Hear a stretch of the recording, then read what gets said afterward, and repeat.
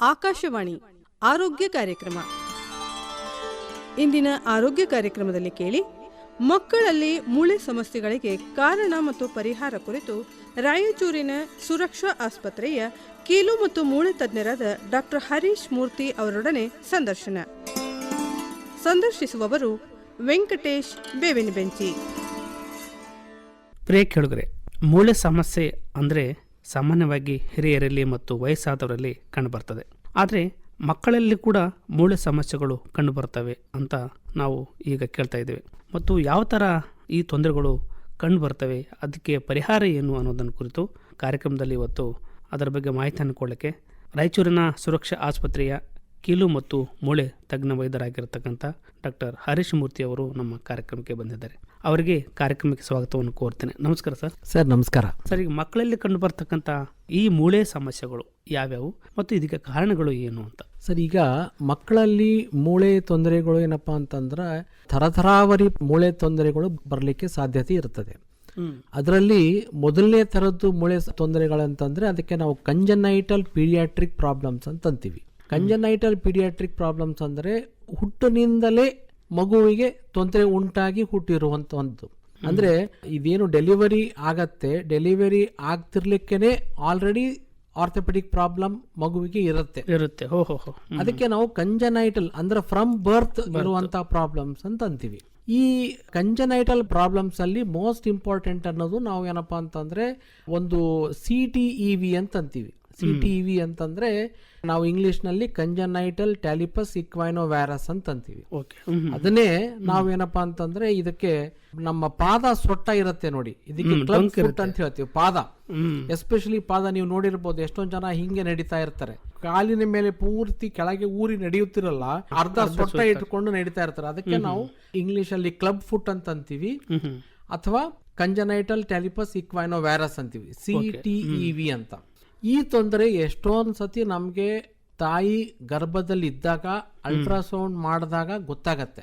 ಅದು especially 5th month 6th month ಅಲ್ಟ್ರಾಸೌಂಡ್ಸ್ ಅಲ್ಲಿ ಅನಾಮಲಿ scans ಅಲ್ಲಿ ಗೊತ್ತಾಗತ್ತೆ.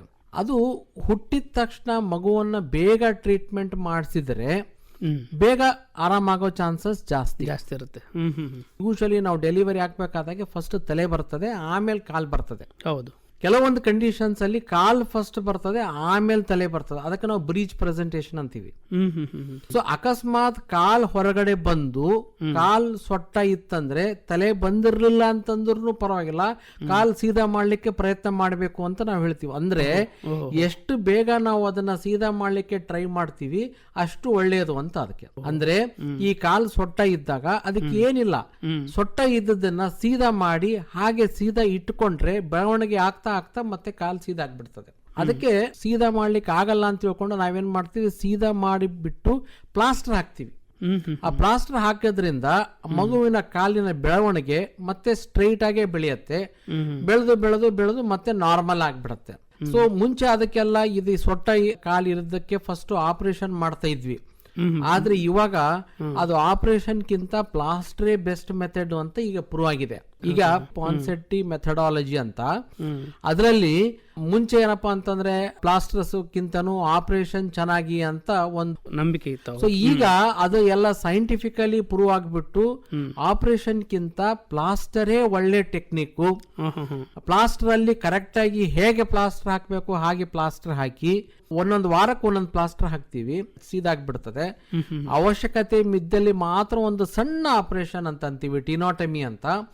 ಅದಾದ್ಮೇಲೆ ಮಗು ನಡೆಯೋವರೆಗೂ ಒಂದು ಶೂಸ್ ಬೇಕಾಗತ್ತೆ. ಸೊ ಯೂಶುವಲಿ ಮಗು ಏನಪ್ಪಾ ಅಂದ್ರೆ ಫಸ್ಟ್ ಕಾಲ್ ಇಡೋದು 1ನೇ ವರ್ಷಕ್ಕೆ ಕಾಲ್ ಕರೆಕ್ಟ್ ಆಗಿ ಇಡತ್ತೆ. ಹೌದು. ಸೊ ಆ ವರ್ಷ ಆ ಟೈಮ್ ವರ್ಗು ಒಮ್ಮೆ ಸೀದಾ ಆದ್ಮೇಲೆ ಅದಕ್ಕೆ ನಾವು CTEV ಕರೆಕ್ಟಿವ್ ಸ್ಪ್ಲಿಂಟ್ ಅಂತ ಅಂತೀವಿ. ಆ ಸ್ಪ್ಲಿಂಟ್ ಹಾಕೊಂಡ್ರೆ ಕರೆಕ್ಟ್ ಆಗಿ ಏನಪ್ಪಾ ಅಂದ್ರೆ ಸೀದಾ ಆಗ್ಬಿಡತ್ತೆ. ಇದೇ ರೀತಿ ಇನ್ನೊಂದು ಕಾಯಿಲೆ ಬಂದ್ಬಿಟ್ಟು ಕಂಜನೈಟಲ್ ಡಿಸ್ಲೊಕೇಶನ್ ಆಫ್ ಹಿಪ್ ಅಂತ ಅಂತೀವಿ. ಅಂದ್ರೆ ಸೊಂಟ ಭಾಗದಲ್ಲಿ ಏನ್ ಜಾಯಿಂಟ್ ಇರ್ತದೆ, ಆ ಸೊಂಟ ಭಾಗದ ಜಾಯಿಂಟ್ ಸರಿದು ಬಿಡುವಂತದ್ದು, ಅದಕ್ಕೆ ಡಿಸ್ಲೊಕೇಶನ್ ಅಂತ ಅಂತೀವಿ. ಅದು ಹುಟ್ಟಿನಿಂದಲೇ ಜಾಯಿಂಟ್ ಡಿಸ್ಲೊಕೇಟ್ ಆಗಿರುತ್ತೆ. ಅದನ್ನು ಏನಪ್ಪಾ ಅಂತಂದ್ರೆ ನಾವು ಇಮಿಡಿಯೇಟ್ಲಿ ಡೆಲಿವರಿ ಆದ ತಕ್ಷಣ ಅದನ್ನ ಚೆಕ್ ಮಾಡಿ ನೋಡಿದ್ರೆ ಅದು ಡಿಸ್ಲೊಕೇಶನ್ ಆಗಿದೆಯಾ ಹೇಗೆ ಅಂತ ಗೊತ್ತಾಗ್ತದೆ. So congenital dislocation of hip ಅನ್ನ ನಾವು ಕ್ಲಿನಿಕಲ್ ಎಕ್ಸಾಮಿನೇಷನ್ ಮಾಡಿ ನೋಡಿದಾಗ ಮತ್ತು ಅದರಲ್ಲಿ ಫರ್ದರ್ ಇನ್ವೆಸ್ಟಿಗೇಷನ್ಸ್ ಎಕ್ಸ್ರೇ ಮತ್ತು ಅಲ್ಟ್ರಾಸೌಂಡ್ ಮಾಡಿದಾಗ ನಮಗೆ ಕಂಜನೈಟಲ್ ಡಿಸ್ಲೊಕೇಶನ್ ಆಫ್ ಹಿಪ್ ಇದೆಯಾ ಅಂತ ಗೊತ್ತಾಗುತ್ತೆ.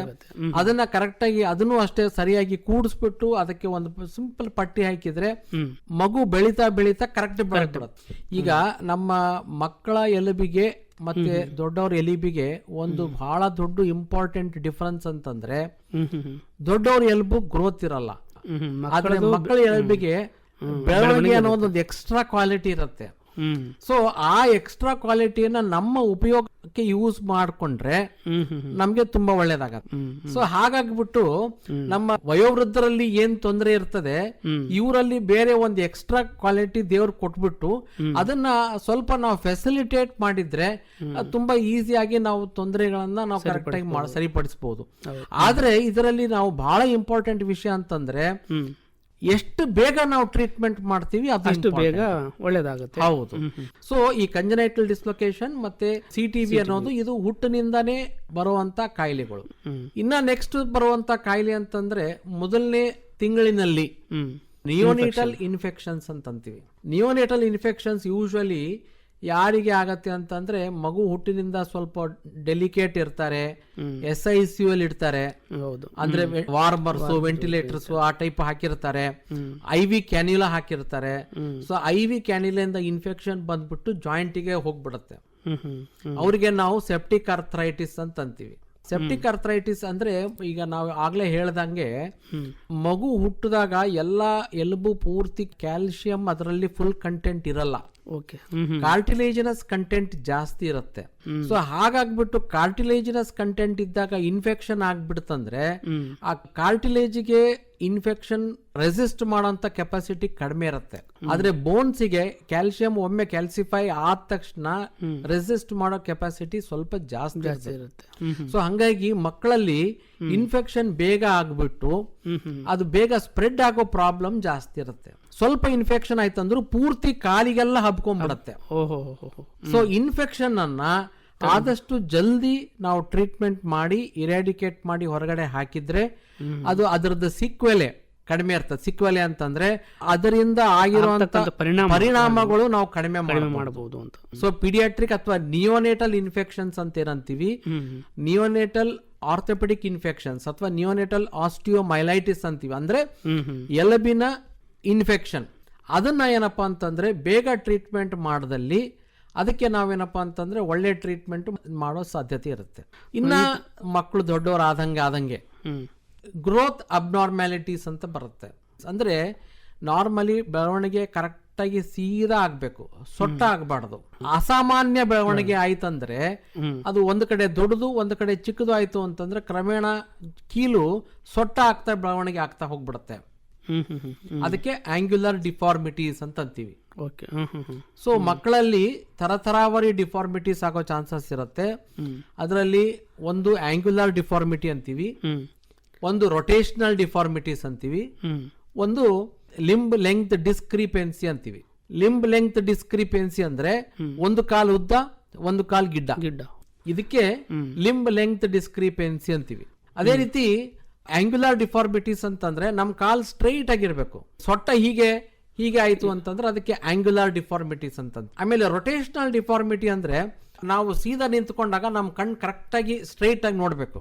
ಈಗ ಓರೆಗಣ್ಣು ಅಂತಂತಲ್ಲ, ಒಂದು ಕಣ್ಣು ಈ ಕಡೆ ಒಂದು ಕಣ್ಣು ಈ ಕಡೆ ಹೋಗ್ತದೆ, ಅದಕ್ಕೆ ನಾವು ಸ್ಕ್ವಿಂಟ್ ಅಂತ ಅಂತೀವಲ್ಲ. ಹಾಗೇನೆ ನಮ್ಮ ಎಲುಬುನು ಬೆಳವಣಿಗೆ ಆಗ್ಬೇಕಾದ್ರೆ ಸೊಟ್ಟ ಬೆಳವಣಿಗೆ ಆಗಿ ರೌಂಡ್ ಆಗಿ ಹಿಂಗೆ ರೊಟೇಷನಲ್ ಡಿಫಾರ್ಮಿಟಿ ಆಗೋ ಚಾನ್ಸಸ್ ಇರುತ್ತೆ.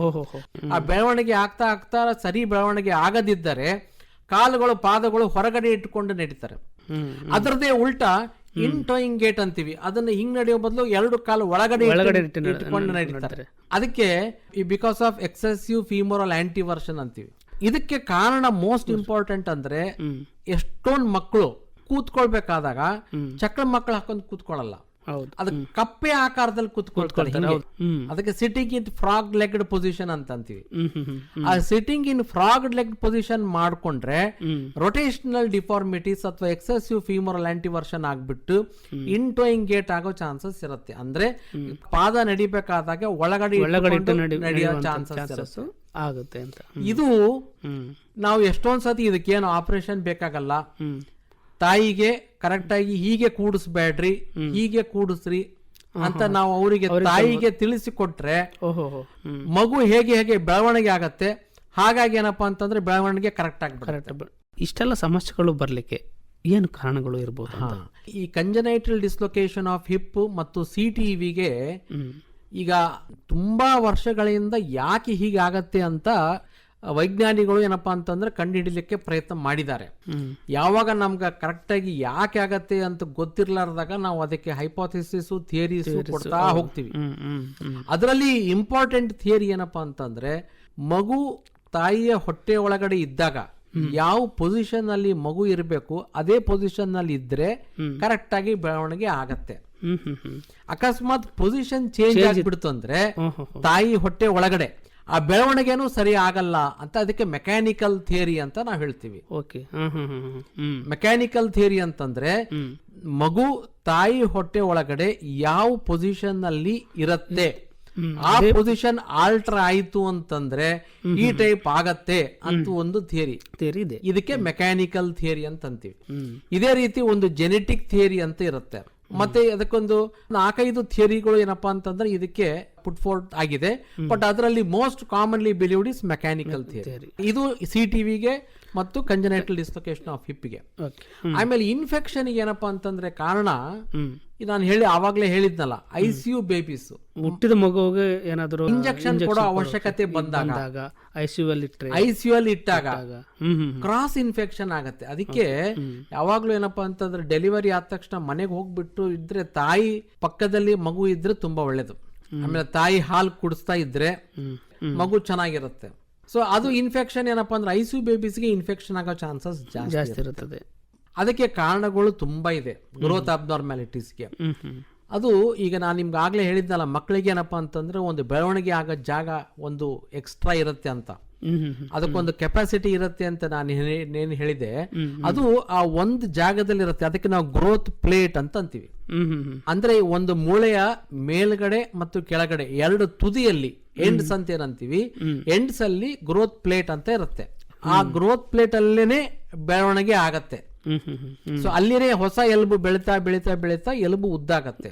ಯಾವುದೇ ಕಾರಣಕ್ಕಾಗ್ಲಿ ಗ್ರೋತ್ ಪ್ಲೇಟ್ ಡ್ಯಾಮೇಜ್ ಆಯಿತು ಅಂದ್ರೆ ಅವಾಗ ಆಂಗ್ಯುಲರ್ ಡಿಫಾರ್ಮಿಟಿ, ರೊಟೇಷನಲ್ ಡಿಫಾರ್ಮಿಟಿ ಅಥವಾ ಲಿಂಬ್ ಲೆಂತ್ ಡಿಸ್ಕ್ರಿಪೆನ್ಸಿ ಆಗೋ ಚಾನ್ಸಸ್ ಇರುತ್ತೆ.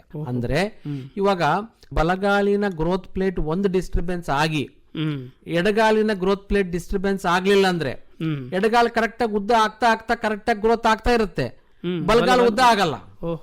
ಅವಾಗ ಒಂದು ಕಾಲು ಉದ್ದ ಒಂದು ಕಾಲು ಗಿಡ್ಡ ಆಗುತ್ತೆ. ಸೊ ಗ್ರೋತ್ ಪ್ಲೇಟ್ ಯಾವುದೇ ಒಂದು ಕಾರಣಕ್ಕಾಗ್ಲಿ ಡ್ಯಾಮೇಜ್ ಆದ್ರೆ ಅದು ಇನ್ಫೆಕ್ಷನ್ ಇಂದ ಡ್ಯಾಮೇಜ್ ಆಗಿರಬಹುದು, ಟ್ಯೂಮರ್ ಇಂದ ಡ್ಯಾಮೇಜ್ ಆಗಬಹುದು, ಅಥವಾ ಟ್ರಾಮಾ ಅಥವಾ ಪೆಟ್ಟು ಬಡಿದು ಡ್ಯಾಮೇಜ್ ಆಗಬಹುದು.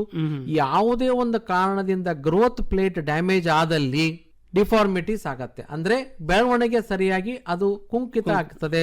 ಬೆಳವಣಿಗೆ ಸರಿಯಾಗಿ ಆಗದೇ ಇದ್ದಲ್ಲಿ ಈ ತರದ್ದು ನಮ್ಗೆ ತೊಂದರೆಗಳು ಆಗ್ತದೆ. ಸರ್, ಈಗ ಸಾಕಷ್ಟು ಮಕ್ಕಳಲ್ಲಿ ನಾವು ನೋಡ್ತಿರ್ತೀವಿ, ಕೆಲವು ಮಕ್ಕಳಲ್ಲಿ ಗ್ರೋತ್ ಹೆಚ್ಚು ಕಮ್ಮಿ ಆದಾಗ ಅದಕ್ಕೆ ಏನ್ ಟ್ರೀಟ್ಮೆಂಟ್ ಇದೆ ಅಂತ ನೀವು ಕೇಳಬಹುದು. ಒಂದು ಸತಿ ಕಾಲ್ ಗಿಡ್ಡ ಆಗ್ಬಿಡ್ತು ಅಂತಂದ್ರೆ ನಾವು ಅದನ್ನ ಉದ್ದ ಹೆಂಗ್ ಮಾಡಬಹುದು ಅಂತ. ಇವಾಗ ನಮ್ಮ ಸೈನ್ಸ್ ಇಷ್ಟು ಡೆವಲಪ್ ಆಗಿದೆ ಅಂತಂದ್ರೆ ಎಷ್ಟೊಂದ್ ಸತಿ ಪೂರ್ತಿ ಗಿಡ್ಡ ಇದ್ದವ್ರಿಗೂ ನಾವು ಬೇಕಾದಷ್ಟು ಉದ್ದ ಮಾಡಿಬಿಡಬಹುದು. ಅದೇ ರೀತಿ ನಾವು ಗ್ರೋತ್ ಮಾಡ್ಯುಲೇಷನ್ ಅಂತಂತೀವಿ. ಅಂದ್ರೆ ಬೆಳವಣಿಗೆಯನ್ನ ಹೇಗೆ ಬೇಕು ಹಾಗೆ ನಾವು ಕಂಟ್ರೋಲ್ ಮಾಡಬಹುದು. ಈಗ ನೀವು ಕೇಳಿದಾಗೆ ಮಗುವನ್ನ ಡೆಫಿನೆಟ್ಲಿ ಗಿಡ್ಡ ಇದ್ದವ್ರನ್ನ 100% ನಾವು ಅದನ್ನ ಆಪರೇಷನ್ ಮಾಡಿ ಶಸ್ತ್ರಚಿಕಿತ್ಸೆ ಮಾಡಿ ಉದ್ದ ಮಾಡಬಹುದು. ಆದ್ರೆ ನಾವೇನ್ ಮಾಡ್ತೀವಿ, ಅದು ಅವಶ್ಯಕತೆ ಇದೆಯಾ ಅಂತ ನಾವು ಅಸೆಸ್ಮೆಂಟ್ ಮಾಡಿಬಿಟ್ಟು ನಾವು ಹೇಳ್ತೀವಿ. ಈಗ ಕೆಲವೊಬ್ರು ಜೆನೆಟಿಕಲಿ ಗಿಡ್ಡ ಇರ್ತಾರೆ, ಅವ್ರ ತಂದೆ ಗಿಡ್ಡ ಇರ್ತಾರೆ, ತಾಯಿ ಗಿಡ್ಡ ಇರ್ತಾರೆ, ಮಗರು ಯೂಶಲಿ ಗಿಡ್ಡ ಆಗೋ ಚಾನ್ಸಸ್ ಇರುತ್ತೆ. ಬಟ್ ಅದರಲ್ಲಿ ಬಿಕಾಸ್ ಆಫ್ ಸಮ್ ಪೆಥಾಲಜಿ ಏನಾದ್ರೂ ಆಗಿ ಗ್ರೋತ್ ಡಿಸ್ಟರ್ಬೆನ್ಸ್ ಆಯ್ತು ಅಂತಂದ್ರೆ ಅಕಸ್ಮಾತ್ ಒಂದು ಎಲುಬನ್ನ ಉದ್ದ ಮಾಡಬೇಕು ಅಂದ್ರೆ ಡೆಫಿನೆಟ್ಲಿ ಉದ್ದ ಮಾಡಬಹುದು. ಅದಕ್ಕೆ ಶಸ್ತ್ರಚಿಕಿತ್ಸೆ ಇದೆ. ಅದು ನಾವೇನಪ್ಪಾ ಅಂತಂದ್ರೆ ಇಲಿಜಾರೋ ಟೆಕ್ನಿಕ್ ಅಂತೀವಿ ಅಥವಾ ಇಲಿಜಾರೋ ಮೆಥಡಾಲಜಿ ಅಂತ ಅಂತೀವಿ. ಆ ಟೈಪ್ ಯೂಸ್ ಮಾಡಿಬಿಟ್ಟು ಒಂದು ಕಾಲ್ ಗಿಡ್ಡ ಒಂದು ಕಾಲು ಉದ್ದ ಇದ್ದಾಗ ನಾವು ಕರೆಕ್ಟ್ ಅದನ್ನು ಹೇಗೆ ಬರುತ್ತೆ ಅಂತಂದ್ರೆ ಗ್ರೋತ್ ಮಾಡ್ಯುಲೇಷನ್ ಯಾವ ರೀತಿ ಅಂತಂದ್ರೆ ಆ ಮಗುವಿನ ಬೆಳವಣಿಗೆ ಮತ್ತು ಮಗು 18 ವಯಸ್ಸು ಮತ್ತು 20-22 ವಯಸ್ಸು ಆದಾಗ ಕರೆಕ್ಟ್ ಆಗಿ ಲೆಂತ್ ಈಕ್ವಲ್ ಆಗ್ಬೇಕು. ಯಾಕಂದ್ರೆ ಒಮ್ಮೆ ಗ್ರೋತ್ ಸ್ಟಾಪ್ ಆದ್ಮೇಲೆ ನಮ್ದು 2 ಕಾಲು ಈಕ್ವಲ್ ಆಗ್ಬೇಕು. ಆ ಟೈಪ್ ಗ್ರೋತ್ ಮಾಡ್ಯುಲೇಷನ್ ಮಾಡಕ್ಕೆ ಚಾನ್ಸಸ್ ಬರುತ್ತೆ. ಅದಕ್ಕೆ ಬೇಕಾದಷ್ಟು ಟೆಕ್ನಿಕ್ಸ್ ಮೆಥಡಾಲಜಿ ಇದೆ. ಈಗ ಆಂಗ್ಯುಲರ್ ಡಿಫಾರ್ಮಿಟೀಸ್ ಅಂತ ಬರುತ್ತೆ, ಒಂದು ರೋಗ ಬರುತ್ತೆ, ಅದಕ್ಕೆ ನಾವು ರಿಕೇಟ್ಸ್ ಅಂತ ಅಂತೀವಿ. ಹೌದು.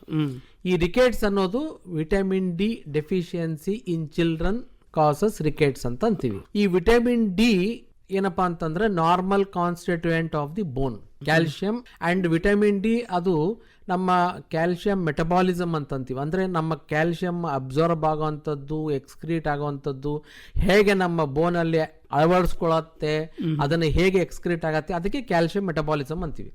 ಈ ಕ್ಯಾಲ್ಸಿಯಂ ಮೆಟಬಾಲಿಸಮ್ ಅಲ್ಲಿ ವಿಟಮಿನ್ ಡಿ ಅನ್ನೋದು ತುಂಬಾ ಇಂಪಾರ್ಟೆಂಟ್. ಹೌದು. ಅದು ವಿಟಮಿನ್ ಡಿ ಕಡಿಮೆ ಇತ್ತಂದ್ರೆ ಎಲ್ಬು ಮೆತ್ತಗಾಗ್ಬಿಡುತ್ತೆ. ಮೆತ್ತಗ ಆಯಿತು ಅಂದ್ರೆ ಆ ವೇಟಿನ ನಮ್ಮ ದೇಹದ ಭಾರದಿಂದನೇ ನಮ್ ಕಾಲು ಸೊಟ್ಟ ಆಗ ಚಾನ್ಸಸ್ ಇರುತ್ತೆ. ಸೊ ವಿಟಮಿನ್ ಡಿ ಅಕಸ್ಮಾತ್ ಕಾರಣ ಆಗಿ ರಿಕೆಟ್ಸ್ ಆಗಿ ಕಾಲ ಸೊಟ್ಟಾಗಿತ್ತಂದ್ರೆ ಬರೇ ಸ್ಪ್ಲಿಂಟಿಂಗ್ ಇಂದ ವಿಟಮಿನ್ ಡಿ ಕೊಟ್ಬಿಟ್ಟು ಶಸ್ತ್ರಚಿಕಿತ್ಸೆ ಮಾಡದೆ ಸ್ಟ್ರೇಟ್ಲೂ ಮಾಡಬಹುದು. ಅಂದ್ರೆ ಪ್ರತಿಯೊಂದು ಕೇಸಿಗೂ ಶಸ್ತ್ರಚಿಕಿತ್ಸೆ ಬೇಕಾಗಲ್ಲ. ಅದನ್ನ ಯಾರಿಗೆ ಶಸ್ತ್ರಚಿಕಿತ್ಸೆ ಮಾಡಬೇಕು ಮತ್ತು ಯಾರಿಗೆ ಶಸ್ತ್ರಚಿಕಿತ್ಸೆ ಇಲ್ಲದೆ ನಾವು ಸೊಟ್ಟ ಇರೋ ಕಾಲನ್ನ ಸೀದಾ ಮಾಡಬಹುದು.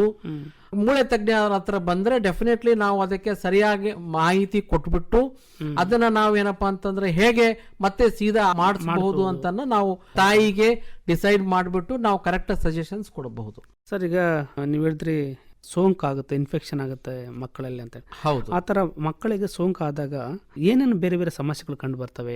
ಈಗ ಈ ಮಕ್ಕಳಲ್ಲಿ ಎಲುಬಿನ ಸೋಂಕು ತುಂಬಾ ಇಂಪಾರ್ಟೆಂಟ್ ವಿಷಯ. ಯಾಕಂತಂದ್ರೆ ಇದರಲ್ಲಿ ಮಗುವಿಗೆ ತುಂಬಾ ಥರದ ತೊಂದರೆ ಆಗಬಹುದು. ಎಲುಬು ಸೋಂಕು ಆದಲ್ಲಿ ಫಸ್ಟ್ ಏನಪ್ಪಾ ಅಂತಂದ್ರೆ ಫಸ್ಟ್ ಪ್ರಾಬ್ಲಮ್ ಏನಾಗತ್ತೆ, ಎಲುಬು ಅದು ಸೋಂಕು ಬಂದ್ಬಿಟ್ಟು ಎಲುಬನ್ನ ತಿಂದು ತಿಂದು ತಿಂದು ವೀಕ್ ಮಾಡಿಬಿಡುತ್ತೆ. ವೀಕ್ ಮಾಡಿದ ತಕ್ಷಣ ಬೈ ಚಾನ್ಸ್ ಸುಮ್ಮನೆ ಸ್ವಲ್ಪ ಸ್ಲಿಪ್ ಆದ್ರೂ ಕಾಲ್ ಮುರಿದು ಬಿಡುತ್ತೆ. ಇದಕ್ಕೆ ನಾವು ಪೆಥಾಲಜಿಕಲ್ ಫ್ರಾಕ್ಚರ್ ಅಂತಂತೀವಿ. ಅಂದ್ರೆ ಆ ಈ ಸೋಂಕು ಇರೋದ್ರಿಂದ ಎಲ್ಬು ವೀಕ್ ಆಗ್ಬಿಟ್ಟು ಸ್ವಲ್ಪ ನಾರ್ಮಲ್ ಸ್ಟ್ರೆಸ್ಸಸ್, ನಾರ್ಮಲ್ ಏನಾಗತ್ತೆ ನಾವು ಜೋರಾಗಿ ಬಿದ್ರೆ ಮಾತ್ರ ಮುರಿಬೇಕು. ಇದು ಸ್ವಲ್ಪ ನಡಿಬೇಕಾದ್ರೆ ಒಂದ್ ಮೆಟ್ಲ ಹತ್ಬೇಕಾದ್ರೂ ಟಕ್ ಅಂತ ಕಾಲ್ ಮುರಿದು ಬಿಡುತ್ತೆ. ಇದು ಯಾಕಂತಂದ್ರೆ ಆಲ್ರೆಡಿ ಬೋನ್ ವೀಕ್ ಆಗಿರುತ್ತೆ. ಯಾಕೆ ವೀಕ್ ಆಗಿರುತ್ತೆ? ಸೋಂಕಿಂತ ವೀಕ್ ಆಗಿರುತ್ತೆ. ಇದು ಒಂದು. ಎರಡನೇದ್ದು, ಆ ಸೋಂಕು ಬಂದ್ಬಿಟ್ಟು ಗ್ರೋತ್ ಪ್ಲೇಟ್ ಹತ್ರ ಇತ್ತು ಅಂತಂದ್ರೆ ಆ ಗ್ರೋತ್ ಬೆಳವಣಿಗೆ ಆಗದೆ ಆಂಗ್ಯುಲರ್ ಡಿಫಾರ್ಮಿಟೀಸ್ ಆಗತ್ತೆ ಅಂತ ನಾನು ಆಲ್ರೆಡಿ ಇವಾಗಲೇ ಹೇಳಿದೆ. ಅಂದ್ರೆ ಸೋಂಕು ಬಂದ್ಬಿಟ್ಟು ಗ್ರೋತ್ ಪ್ಲೇಟ್ ಹತ್ರ ಇತ್ತಂದ್ರೆ ಅದ್ರ ಏನಪ್ಪಾ ಅಂದ್ರೆ ಆಂಗ್ಯುಲರ್ ಡಿಫಾರ್ಮಿಟೀಸ್ ಆಗ್ಬೋದು, ಅಥವಾ ಪೂರ್ತಿ ಗ್ರೋತ್ ಡಿಸ್ಟರ್ಬೆನ್ಸ್ ಆಗಿ ಲಿಂಬ್ ಲೆಂತ್ ಡಿಸ್ಕ್ರಿಪೆನ್ಸಿ, ಒಂದು ಕಾಲು ಉದ್ದ ಒಂದು ಕಾಲು ಗಿಡ್ಡ ಆಗ್ಬಹುದು. ಮೂರನೇದು, ಇನ್ಫೆಕ್ಷನ್ ಜಾಸ್ತಿ ಆಗ್ಬಿಡ್ತು ಅಂತಂದ್ರೆ ಮಕ್ಕಳಲ್ಲಿ ಏನಾಗ್ತದೆ, ಫುಲ್ ಎಲ್ಬೆ ಕೊಳತೋಗ್ಬಿಡುತ್ತೆ, ಪೂರ್ತಿ ಎಲ್ಬು ಕೊಳತೋಗ್ಬಿಡುತ್ತೆ. ಆ ತರ ಕೊಳತೋಗ್ಬಿಡ್ತು ಅಂತಂದ್ರೆ ತುಂಬಾ ತೊಂದರೆ. ಅವಾಗ ಏನಾಗ್ತದೆ, ಮುಂದೆ ಜಾಯಿಂಟ್ ಸ್ಟಿಫ್ನೆಸ್ ಆಗೋ ಚಾನ್ಸಸ್ ಇರುತ್ತದೆ. ಅಂದ್ರೆ ಈ ಕೀಲು ನಾರ್ಮಲ್ ಹೇಗೆ ಮೂವ್ಮೆಂಟ್ ಆಗಬೇಕು ಮೂವ್ಮೆಂಟ್ ಆಗಲ್ಲ. ಅವಾಗ ಕೀಲು ಏನೋ ಕಂಟ್ರಾಕ್ಚರ್ ಆಗ್ಬಿಟ್ಟು ಕಾಲು ಸೀದಾ ಮಾಡಕ್ಕೆ ಆಗಲ್ಲ. ಆಮೇಲೆ ಕಾಲು ಸೊಟ್ಟ ಆಗಿ ನಡಿಬೇಕಾಗ್ತದೆ. ಅದಕ್ಕೆ ನಾವು ಕಂಟ್ರಾಕ್ಚರ್ಸ್ ಅಂಡ್ ಡಿಫಾರ್ಮಿಟೀಸ್ ಅಂತ ಅಂತೀವಿ. ಅಂದ್ರೆ ಕಾಲು ಸೊಟ್ಟ ಆಗಂತ ವಿಷಯಗಳು. ಕೀಲಿನ ಅಥವಾ ಎಲುಬಿನ ಸೋಂಕು ಆದಲ್ಲಿ, ಇನ್ಫೆಕ್ಷನ್ ಆದಲ್ಲಿ ಅದೇನಪ್ಪಾ ಅಂತಂದ್ರೆ ಡಿಫಾರ್ಮಿಟಿ ಆಗ್ಬಿಟ್ಟು ಅದನ್ನ ಸೊಟ್ಟ ಆಗೋ ಚಾನ್ಸಸ್ ಇರ್ತದೆ. ಈಗಿನ ಟೆಕ್ನಾಲಜಿ ಪ್ರಕಾರ ಇವಾಗಿನ ಆಂಟಿಬಯೋಟಿಕ್ಸ್ ಅನ್ನ ನಾವು ಕರೆಕ್ಟ್ ಆಗಿ ಯುಟಿಲೈಸ್ ಮಾಡಿ ಅದಕ್ಕೆ ಅರ್ಲಿ ಟ್ರೀಟ್ಮೆಂಟ್ ಮಾಡಿದ್ರೆ ಇನ್ಫೆಕ್ಷನ್ಸ್ ಅನ್ನ ಅಥವಾ ಸೋಂಕನ್ನ ನಾವು ಹತೋಟಿಯಲ್ಲಿ ಇಟ್ಕೊಂಡ್ಬಿಟ್ಟು ಅದರ ಸೀಕ್ವೆಲೆ ಕಡಿಮೆ ಆಗಂಗೆ ನಾವು ಮಾಡಬಹುದು. ಸೊ ಅದಕ್ಕೂ early treatment is the key. ಅಂದ್ರೆ ಅತಿ ಬೇಗವಾಗಿ ಡಾಕ್ಟರ್ ಹತ್ರ ಸಲಹೆ ಪಡ್ಕೊಂಡು ಅದಕ್ಕೆ ಕರೆಕ್ಟ್ ಆಗಿ ಟ್ರೀಟ್ಮೆಂಟ್ ಮಾಡ್ಕೊಂಡ್ರೆ ತುಂಬಾ ಒಳ್ಳೇದಾಗ್ತದೆ. ಈಗ ಪೋಸ್ಟ್ ಫ್ರಾಕ್ಚರ್ಸ್ ಆಗಬಹುದು, ಅಥವಾ ಪೀಡಿಯಾಟ್ರಿಕ್ಸ್ ಅಲ್ಲಿ ಇನ್ಫೆಕ್ಷನ್ಸ್ ಇರ್ಬೋದು, ಆಂಗ್ಯುಲರ್ ಡಿಫಾರ್ಮಿಟೀಸ್, ಇನ್ನ ಒಂದು ಕಾಯಿಲೆ ಬರುತ್ತೆ. ಅದಕ್ಕೆ ನಾವು ಏನಪ್ಪಾ ಅಂದ್ರೆ ಆಸ್ಟಿಯೋಜೆನೆಸಿಸ್ ಇಂಪರ್ಫೆಕ್ಟ್ ಅಂತ ಅಂತೀವಿ. ಈ ಆಸ್ಟಿಯೋಜೆನಿಸಿಸ್ ಇಂಪರ್ಫೆಕ್ಟ್ ಏನಪ್ಪಾ ಅಂತಂದ್ರೆ ಎಲುಬು ಗಟ್ಟಿಯಾಗಿ ಬೆಳೆಯಲ್ಲ, ಅಂದ್ರೆ ಅದಕ್ಕೆ ಅದು ಜೆನೆಟಿಕಲಿ ಡಿಸಾರ್ಡರ್ ಇರುತ್ತೆ. ಎಲುಬು ಎಷ್ಟು ಸ್ವಲ್ಪ ಬೆಂಡ್ ಆದ್ರೂ ಟಕ್ ಅಂತ ಮುರಿದು ಬಿಡತ್ತೆ. ಅಷ್ಟೇ ಬೇಗನೆ ಎಲುಬು ಕೂತ್ಕೊಳ್ಳುತ್ತೆ, ಬಟ್ ಬೇಗ ಮುರಿಯತ್ತೆ ಕೂತ್ಕೊಳ್ಳುತ್ತೆ. ಆ ಕೂತ್ಕೊಳ್ಳೋ ಟೈಮಲ್ಲಿ ಕರೆಕ್ಟ್ ಆಗಿ ಸರಿಯಾಗಿ ನಾವು ಸ್ಟ್ರೇಟ್ ಆಗಿ ಮೇಂಟೈನ್ ಮಾಡಲಿಲ್ಲ ಅಂದ್ರೆ ಬೆಂಡ್ ಆಗಿಬಿಡತ್ತೆ. Again that leads to angular deformity. ಅಂದ್ರೆ ಆಸ್ಟಿಯೋಜೆನಿಸಿಸ್ ಇಂಪರ್ಫೆಕ್ಟ ಏನಾಗುತ್ತೆ, ಒಂದು ಕಾಲು ಸೊಟ್ಟಾಗ್ಬಿಡುತ್ತೆ. ಅದಕ್ಕೆ ನಾವು ಮತ್ತೆ ಆಪರೇಷನ್ ಮಾಡಿ ಸೀದಾ ಮಾಡೋ ಚಾನ್ಸಸ್ ಇರುತ್ತೆ. ಅದಕ್ಕೆ ಇವಾಗ ಡ್ರಗ್ಸ್ ಇದೆ, ಪೆಮಿಡ್ರೋನೇಟ್ ಅಂತ ಬರ್ತೀವಿ, ಅಲೆಂಡ್ರೋನೇಟ್ ಅಂತ ಅಂತೀವಿ, ಬಿಸ್ಫಾಸ್ಫನೇಟ್ ಡ್ರಗ್ಸ್ ಅಂತ ಅಂತೀವಿ. ಅದು ಕೊಟ್ಬಿಟ್ಟು ಎಲುಬಿನ ಬ್ರಿಟಲ್ನೆಸ್ ಸ್ವಲ್ಪ ನಾವು ಕಡಿಮೆ ಮಾಡಬಹುದು. ಬ್ರಿಟಲ್ನೆಸ್ ಅಂದ್ರೆ ಬೇಗ ಟಕ್ ಟಕ್ ಅಂತ ಮುರಿತಾ ಇರುತ್ತಲ್ಲ, ಅದನ್ನ ನಾವು ಕಡಿಮೆ ಸತಿ ಮುರಿಯೋ ಹಾಗೆ ನಾವು ಮಾಡಬಹುದು. ಟ್ರೀಟ್ಮೆಂಟ್ ವಿಷಯದಾಗ ಬಂದಾಗ ಅಲ್ಲಿ ಟ್ರೀಟ್ಮೆಂಟ್ ತಗೊಳ್ಳೋ ವಿಷಯದಲ್ಲಿ ಆಗಿರ್ಬೋದು, ತಂದೆ ತಾಯಿಗಳು ವಿಶೇಷವಾಗಿ ತಾಯಿಯಂದರು ಏನು ಮುತುವರ್ಜಿ ವಹಿಸಬೇಕು? ಹೌದು, ಇದು ತುಂಬಾ ಇಂಪಾರ್ಟೆಂಟ್ ವಿಷಯ. ಇದು ಏನಪ್ಪಾ ಅಂತಂದ್ರೆ ತಾಯಿ ಗರ್ಭಿಣಿ ಇದ್ದಾಗ್ಲಿಂದಾನೇ ಟ್ರೀಟ್ಮೆಂಟ್ ಕರೆಕ್ಟ್ ಆಗಿ ಅದಕ್ಕೆ ಸ್ಟಾರ್ಟ್ ಆಗ್ಬಿಡತ್ತೆ. ಸೊ ಏನೇನು ನಾವು ಪ್ರಿವೆಂಟಿವ್ ಮೆಷರ್ಸ್ ತಗೊಳ್ಬೇಕು ಅಥವಾ ಏನೇನು ಕಾಳಜಿ ವಹಿಸಬೇಕು ಅಂತಂದ್ರೆ, ಫಸ್ಟ್ ತಾಯಿ ಗರ್ಭಿಣಿ ಇದ್ದಾಗ ಒಳ್ಳೆ ಆಹಾರವನ್ನು ಸೇವಿಸಬೇಕು. ಒಳ್ಳೆ ಆಹಾರ ಅಂತಂದ್ರೆ ಪೌಷ್ಟಿಕ ನ್ಯೂಟ್ರಿಷಿಯಸ್ ಫುಡ್ ಫಸ್ಟ್ ತಗೊಳ್ಬೇಕಂತ ತುಂಬಾ ಇಂಪಾರ್ಟೆಂಟ್.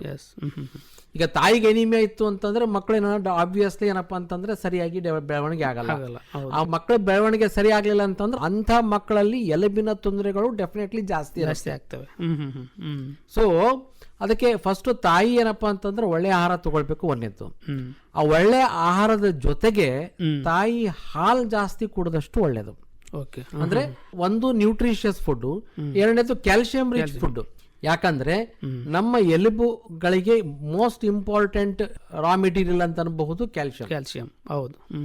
ಆ ಕ್ಯಾಲ್ಸಿಯಂ ಏನಪ್ಪಾ ಅಂತಂದ್ರೆ ಹಾಲು ಮತ್ತು ಮೊಟ್ಟೆ ಇವು ಎರಡು ಜಾಗದಲ್ಲಿ ಜಾಸ್ತಿ ಇರುತ್ತೆ. ಅಥವಾ ರಾಗಿ, ಪಪ್ಪಾಯ, ಸಪೋಟ, ಸೊ ಇವೆಲ್ಲ ಕ್ಯಾಲ್ಸಿಯಂ ರಿಚ್ ಫುಡ್. ಸೊ ಇದು ಏನಪ್ಪಾ ಅಂತಂದ್ರೆ ತಿಂದಷ್ಟು ಏನಪ್ಪಾ ಅಂತಂದ್ರೆ ಎಲುಬು ಗಟ್ಟಿ ಆಗತ್ತೆ. ಅದ್ರ ಜೊತೆಗೆ ಏನಪ್ಪಾ ಅಂತಂದ್ರೆ ಎಕ್ಸರ್ಸೈಸ್ ಮಾಡೋದು ತುಂಬಾ ಒಳ್ಳೇದು. ಅನ್ಫಾರ್ಚುನೇಟ್ಲಿ ಇವಾಗ ಮಕ್ಕಳು ಆಟ ಓಟ ತುಂಬಾ ಕಡಿಮೆ ಮಾಡಿಬಿಟ್ಟಿದ್ದಾರೆ. ಆಟ ಓಟ ಮಾಡಿದಷ್ಟು ಎಲುಬು ಚೆನ್ನಾಗಿ ಬೆಳವಣಿಗೆ ಆಗತ್ತೆ. ಒಂದು ಆಹಾರ, ಒಂದು ಏನಪ್ಪಾ ಅಂತಂದ್ರೆ ಫಿಸಿಕಲ್ ಆಕ್ಟಿವಿಟಿ. ಇದು ಮಾಡೋದ್ರಿಂದ ಮಕ್ಕಳ ಎಲುಬಿನ ಆರೋಗ್ಯ ತುಂಬಾ ಚೆನ್ನಾಗಿರುತ್ತೆ. ಸರ್, ಈಗ ಕೊನೆಯದಾಗಿ ನಮ್ಮ ಕೇಳುಗರಿಗೆ ಮಕ್ಕಳಲ್ಲಿ ಎಲುಬಿನ ಸಮಸ್ಯೆಗಳು ಏನು ಕಂಡು ಬರ್ತದಲ್ಲ, ಅದಕ್ಕೆ ಸಂಬಂಧಪಟ್ಟಂತೆ ನಮ್ಮ ಕೇಳುಗರಿಗೆ ಏನು ಸಂದೇಶ ಕೊಡ್ಲಿಕ್ಕೆ ಇಷ್ಟಪಡ್ತಾರೆ? ಯಾವುದೇ ಒಂದು ತೊಂದರೆ ಇದ್ದಾಗ ಬೇಗ ಟ್ರೀಟ್ಮೆಂಟ್ ಸ್ಟಾರ್ಟ್ ಮಾಡಿದಾಗ the chances of becoming normal are more. ಈಗ ಮಕ್ಕಳು ಈವನ್ ಸ್ವಲ್ಪ ಸೊಟ್ಟ ಅಂತ ಅನ್ಸಿದ್ರು, ಡೌಟ್ ಇದ್ರು ತೊಂದರೆ ಇಲ್ಲ. ನೀವು ಡಾಕ್ಟರ್ಗೆ ಸಂದರ್ಶನ ಭೇಟಿ ಮಾಡಿ ನಿಮ್ಮ ಡೌಟ್ ಅನ್ನು ಕ್ಲಿಯರ್ ಮಾಡ್ಕೊಂಡ್ರೆ ಕ್ಲಿಯರ್ ಆಗಿಬಿಡುತ್ತೆ. ಅದನ್ನ ಕಂಪ್ಲೀಟ್ ಆಗಿ ಟ್ರೀಟ್ಮೆಂಟ್ ಮಾಡೋದು ತುಂಬಾ ಈಸಿ ಆಗುತ್ತೆ. ಇನ್ಫೆಕ್ಷನ್ಸ್ ಇರ್ಬೋದು, ಡಿಫಾರ್ಮಿಟಿ ಇರ್ಬೋದು, CTV ಇರ್ಬೋದು, ಯಾವುದೇ ತರದ ತೊಂದರೆ ಇರಲಿ, ನಾವು ಅನ್ಫಾರ್ಚುನೇಟ್ಲಿ ಇವತ್ತು ಕೂಡ ನಮ್ಮ ದೇಶದಲ್ಲಿ ನೆಗ್ಲೆಕ್ಟ್ ಅಂತ ಅನ್ನೋದು ತುಂಬಾ ಜಾಸ್ತಿ ಇದೆ. ಹೌದು sir. Neglected fracture, neglected CTV, neglected congenital dislocation of hip. ಅಂದ್ರೆ ಯಾವುದೇ ಒಂದು ಕಾಯಿಲೆ ಯಾವಾಗ ಟ್ರೀಟ್ಮೆಂಟ್ ಆಗಬೇಕು ಆಗ ಆಗದೆ 6 ತಿಂಗಳ ಬಿಟ್ಟು ಟ್ರೀಟ್ಮೆಂಟ್ ಗೆ ಬರ್ತಾರೆ ನಮ್ಮಲ್ಲಿ ಜನ. ಹೌದೌದು. ಆವಾಗ ತುಂಬಾ ಕಷ್ಟ ಆಗುತ್ತೆ. ಅಂದ್ರೆ ಆ ಟ್ರೀಟ್ಮೆಂಟ್ ಅನ್ನ ಎಷ್ಟು ಬೇಗ ನಾವು ಟ್ರೀಟ್ಮೆಂಟ್ ಸ್ಟಾರ್ಟ್ ಮಾಡ್ತೀವಿ ಅಷ್ಟು ಒಳ್ಳೇದು ನಮಗೆ. ಸೊ ನಾನು ನಮ್ಮ ಕೇಳುಗರಿಗೆ ಏನ್ ಹೇಳ ಬಯಸ್ತೀನಿ ಅಂತಂದ್ರೆ, ಏನೋ ಒಂದು ತೊಂದರೆ ಕಂಡು ಬಂದಲ್ಲಿ ಎಷ್ಟು ಬೇಗ ಡಾಕ್ಟರ್ಗೆ ಬಂದು ನೀವು ಸಂಪರ್ಕ ಮಾಡ್ತೀರಿ ಅಷ್ಟು ಒಳ್ಳೇದು. ಓಕೆ ಸರ್, ತುಂಬ ಒಳ್ಳೆಯ ಮಾಹಿತಿಯನ್ನು ಕೊಟ್ರಿ.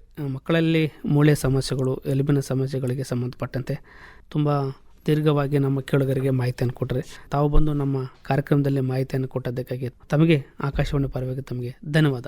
ತುಂಬ ಧನ್ಯವಾದಗಳು. ಇದುವರೆಗೆ ಆರೋಗ್ಯ ಕಾರ್ಯಕ್ರಮದಲ್ಲಿ ಮಕ್ಕಳಲ್ಲಿ ಮೂಳೆ ಸಮಸ್ಯೆಗಳಿಗೆ ಕಾರಣ ಮತ್ತು ಪರಿಹಾರ ಕುರಿತು ರಾಯಚೂರಿನ ಸುರಕ್ಷಾ ಆಸ್ಪತ್ರೆಯ ಕೀಲು ಮತ್ತು ಮೂಳೆ ತಜ್ಞರಾದ ಡಾಕ್ಟರ್ ಹರೀಶ್ ಮೂರ್ತಿ ಅವರೊಂದಿಗೆ ಸಂದರ್ಶನ ಕೇಳಿದಿರಿ. ಸಂದರ್ಶಿಸಿದವರು ವೆಂಕಟೇಶ್ ಬೇವಿನಬೆಂಚಿ. ರಾಜ್ಯವ್ಯಾಪಿಯಲ್ಲಿ ಬಿತ್ತರಿಸಲ್ಪಟ್ಟ ಈ ಕಾರ್ಯಕ್ರಮ ಆಕಾಶವಾಣಿ ರಾಯಚೂರು ಕೇಂದ್ರದ ಕೊಡುಗೆ.